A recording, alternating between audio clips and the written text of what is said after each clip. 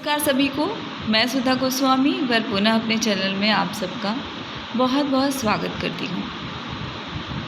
आज एक नए वीडियो के साथ आप लोगों के समक्ष, जैसा कि हम सबको अवगत है कि अभी हमें मिशन प्रेरणा के अंतर्गत विद्यालयों में कार्य करना है और हम शिक्षक, शिक्षा मित्र व अनुदेशक को कुछ महत्वपूर्ण जानकारी, कुछ महत्वपूर्ण प्रश्नों के उत्तर अवश्य पता होने चाहिए।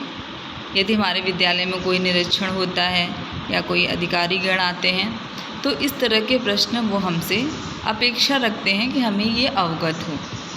इसी को ध्यान में रखते हुए ये वीडियो हमने बनाया है और ये बहुत ही महत्वपूर्ण जानकारी है, महत्वपूर्ण प्रश्न हैं। इसको नोटबुक बना करके आप अपने विद्यालय में रख सकते हैं और अधिक से अधिक लोगों तक शेयर कर सकते हैं। तो चलिए प्रश्नों की तरफ चलते हैं। महत्वपूर्ण प्रश्न, मिशन प्रेरणा की शुरुआत कब की गई थी? तो मिशन प्रेरणा की शुरुआत 4 सितंबर 2019 को इसकी घोषणा हुई थी और 5 सितंबर 2019 को मिशन प्रेरणा को लागू किया गया था पूरे उत्तर प्रदेश में। प्रेरणा लक्ष्य कब तक हासिल करना है? तो इसकी तिथि बढ़ा दी गई है। अब प्रेरणा लक्ष्य 31 मार्च 2022 तक हासिल करना है। प्रेरणा लक्ष्य किन विषयों के लिए तैयार किए गए हैं? तो जैसे हम सबको अवगत है कि इसमें 2 ही विषय सम्मिलित किए गए हैं, भाषा और गणित। कोई भी विद्यालय प्रेरक विद्यालय कब कहलाएगा? तो जब सभी बच्चे प्रेरणा लक्ष्य को, उस विद्यालय में जितने भी नामांकित बच्चे हैं, जब वो प्रेरणा लक्ष्य प्राप्त कर लेंगे तो वो विद्यालय प्रेरक विद्यालय कहलाएगा। प्रेरणा सूची में कक्षा 1, 2, 3 के लिए कितने लर्निंग आउटकम या दक्षताएं रखी गई हैं? तो प्रेरणा सूची हमारे विद्यालयों में लगी है। कक्षा 1, 2, 3 में 14 दक्षताएं हैं और कक्षा 4, 5 में 16 दक्षताएं हैं। तो प्रेरणा सूची में कक्षा 4, 5 के लिए 16 दक्षताएं और कक्षा 1, 2, 3 के लिए 14 दक्षताएं निर्धारित की गई हैं।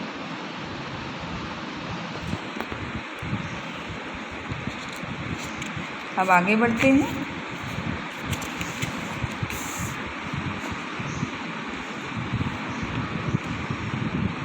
प्रेरणा तालिका शिक्षकों द्वारा प्रत्येक कितने माह में भरी जाएगी?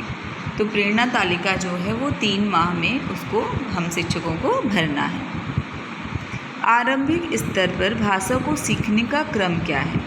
तो भाषा जैसे हमको पता है सुबो पली, इसमें ही इसका अर्थ छुपा है। सुनना, बोलना, पढ़ना और लिखना, इसी क्रम में हमें बच्चों को सिखाना है। गणित सीखने का क्रम क्या है? तो गणित सीखने का क्रम है, पहले बच्चों को अनुभव कराना है, फिर उनको भाषा की तरफ ले जाना है, फिर चित्र और उसके बाद उनको सिंबल्स यानी संकेतों की तरफ लेके आना है। सीखने की प्रक्रिया किस चरण से होकर गुजरती है? तो सीखने की प्रक्रिया शुरू होती है अनुभव से, फिर चिंतन, अनुप्रयोग और फिर समेकन।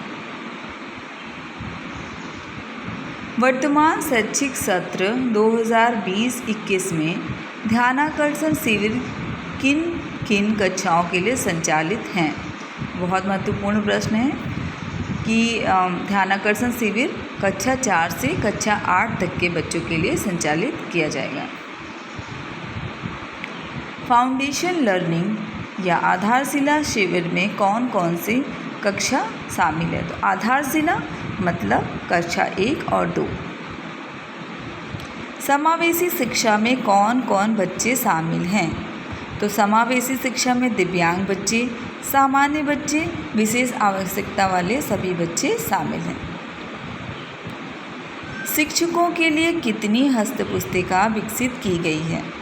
तो शिक्षकों के लिए 3 हस्तपुस्तिकाएं विकसित की गई हैं।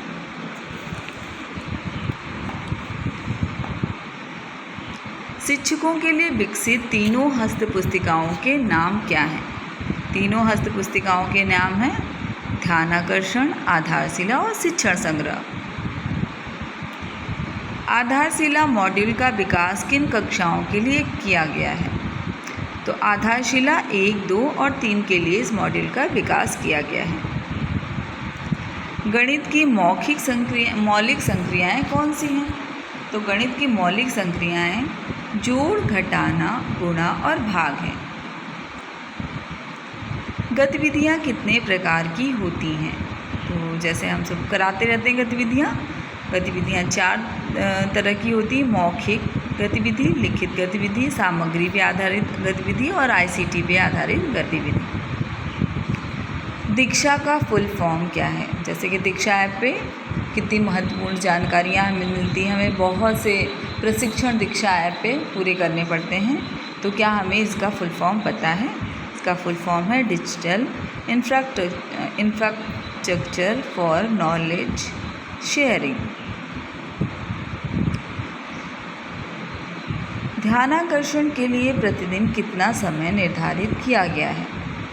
तो प्रतिदिन प्रथम कालांश का 40 मिनट जो है वो ध्यानाकर्षण शिविर के लिए रखा गया है।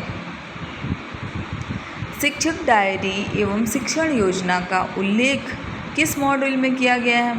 तो ये शिक्षण संग्रह जो हमारा मॉड्यूल है वो उसमें ही शिक्षक डायरी और शिक्षण योजना का विस्तृत उल्लेख किया गया है।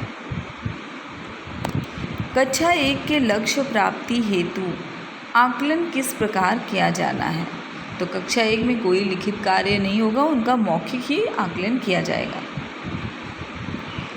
प्रेरणा लक्ष्य किन कक्षाओं के लिए है? तो जैसे हम सबको अवगत है, प्रेरणा लक्ष्य कक्षा 1 से कक्षा 5 की कक्षा के लिए निर्धारित किए गए हैं।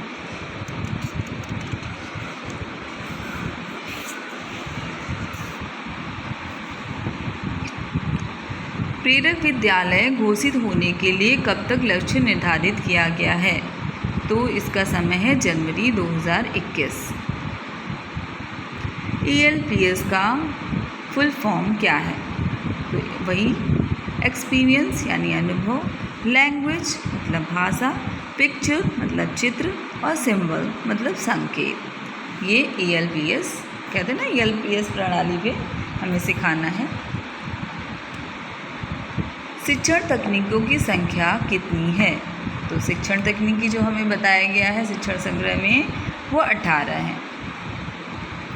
ई-पाठशाला फ़ेज़ 2 कब शुरू हुआ? ई-पाठशाला फ़ेज़ 2 21 सितंबर 2020 से शुरू हुआ है।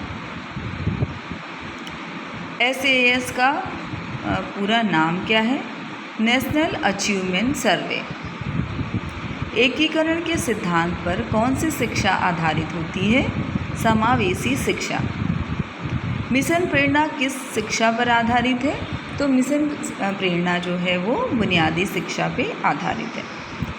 तो देखिए ये इस तरह के और भी प्रश्न हैं जो आपको अगले वीडियो में देखने को मिलेगा। वीडियो बहुत लंबा हो रहा था, इसको मैंने 2 पार्ट में विभाजित किया है। तो ये प्रश्न बनाने का उद्देश्य ये है कि पहले जब हमने प्रश्न को लिखा तो हमारा रिवीज़न हो गया, और ये लिखित रूप में सारी चीज़ें होने से हम कभी भी एक नज़र में देखेंगे और सारी चीज़ें हमें पुनः याद हो जाएंगी, और हमें मिशन प्रेरणा से संबंधित हमें क्या कार्य करने हैं, कौन सी जानकारियाँ हैं, किस तरह से ध्यानाकर्षण शिविर लगाना है, कौन सा कार्य करना है, ई-पाठशाला कब से कब शुरू हुआ, मिशन प्रेरणा कब तक चलेगी, ये सारी जानकारी हमें एक ही जगह पे उपलब्ध रहेगी और हम किसी को भी सरलता से बता सकते हैं।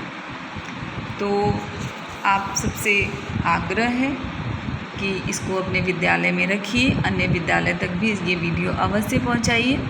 मेरे चैनल को लाइक करिए, शेयर करिए, सब्सक्राइब करिए, और ऐसी ही बहुत सी महत्वपूर्ण जानकारी जो हम अपने विद्यालय में करते हैं वो आप लोगों तक ज़रूर पहुंचाने का प्रयास करेंगे। तो चलिए, आप सब अपना बहुत ध्यान रखिए। मिलते हैं अगले वीडियो में, जिसमें इसी से संबंधित 20 या 30 प्रश्न जो और हैं वो भी आप सबसे हम साझा करेंगे। तब तक आप लोग अपना बहुत ध्यान रखिए। धन्यवाद।